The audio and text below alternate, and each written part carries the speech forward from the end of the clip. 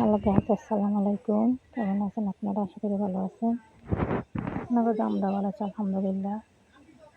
বাজারে গেছিলাম, যাওয়ার পরে বাজার টাজার কিছু হালকা করছি, বাজার থেকে কিছু টাকা নিয়েছিলাম।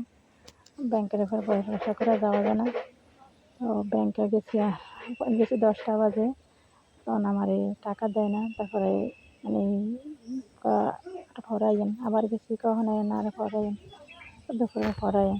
তো বাজার বাজার 2টা বাজে গেছি, টাকা দিতে দিতে আমার একেবারে সময় হয়ে গেছে, প্রায় বাজে তখন 4টার দিকে। বাজার টাজার কিছু হালকা পাতলা করছি, তারপর আর বিক্রি করতে পারি না। মানে কী কী আনছি, হালকা পাতলা কিছু বাজার আনছি, মুরগির মাংস বা টুকটাক জিনিসপাতি আনছি। আর ফাঁক শাক করলাম, কিছু আপনার সাথে শেয়ার করলাম। আর বর্তমানে ব্যাংকের অফিসে অনেক খারাপ টাকা পাওয়া যেতেছে না আর কি, মানে ইসলামীতে বাড়ির পাশে একটা ব্যাংক আছে, এর থেকে আর কি।